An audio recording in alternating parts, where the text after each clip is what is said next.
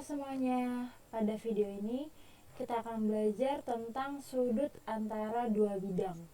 Nah, dari judulnya kita udah bisa tahu ya, di sini kita akan belajar tentang menentukan besar sudut yang terbentuk di antara dua bidang. Oke, pertama-tama sebelum kita lebih jauh nih, perlu ditegaskan dulu bahwa dua bidang yang berpotongan akan membentuk suatu sudut.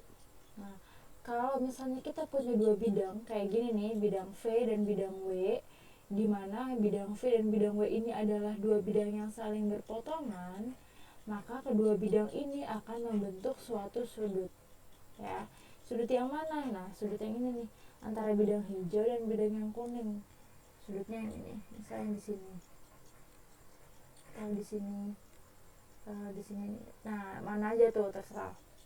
Nah, tapi kenapa Bu sudutnya adalah yang itu, kenapa bukan yang belakang sini gitu, dari antara yang hijau dan kuning tapi yang bagian belakang. Nah, kenapa?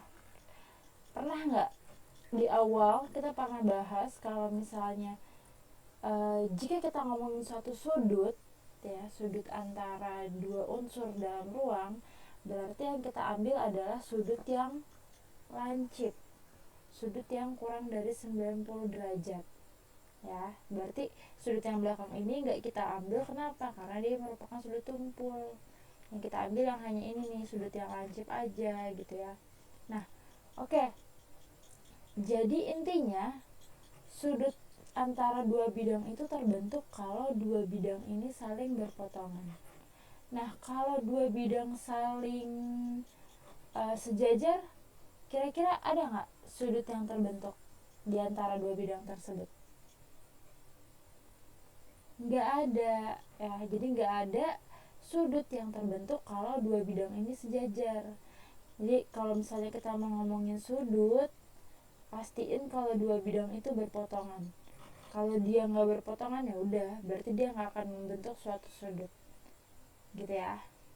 Oke, sekarang gimana sih cara menggambar sudutnya biar kelihatan gitu, sudut yang terbentuk antara bidang V dan bidang W? Nah, pertama-tama kita tentukan dulu garis potong antara bidang V dan bidang W. Jadi bidang V dan bidang W berpotongannya di mana? Kita tentukan dulu garis itu.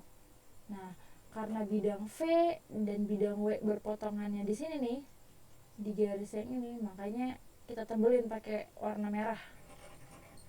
Nah, garis ini atau garis, misalnya kita kasih nama garis G gitu ya. Garis G yang warna merah ini merupakan garis potong antara bidang V dengan bidang W. Oke, itu tadi adalah langkah yang pertama, yaitu menentukan garis potong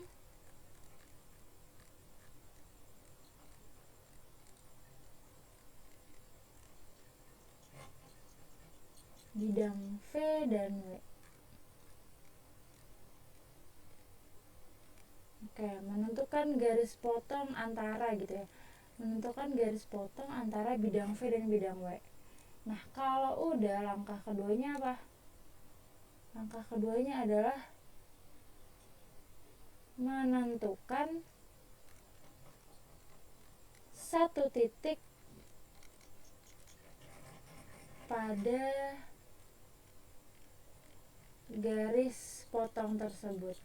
Nah, kita menentukan satu titik pada garis potong tersebut.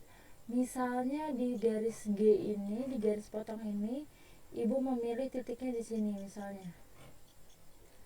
Ibu kasih nama titiknya titik T. Nah, udah.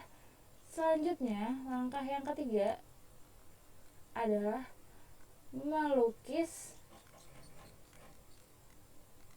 garis tegak lurus G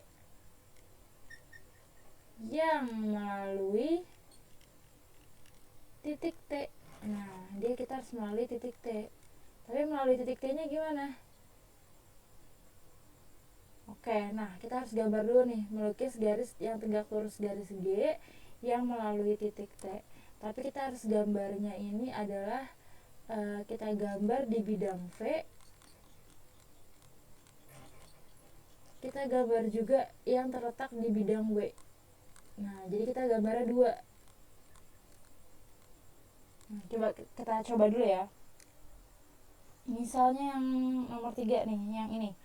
Kita mau menggambar garis yang tegak lurus garis G melalui titik T dan terletak pada bidang V. Oh ya udah, berarti tinggal kita gambar aja gini kan.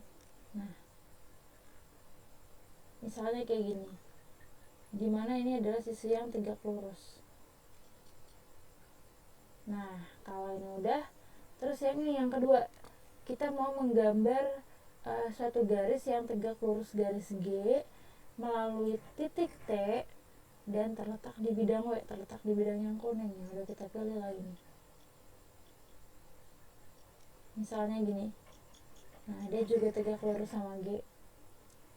Nah kan kita udah dapat sudutnya nih, udah dapat garisnya nih, garis yang biru sama garis yang hijau, tinggal sudutnya. Nah, berarti sudut antara dua garis yang kita gambar di poin 3 adalah sudut antara dua bidang. Nah,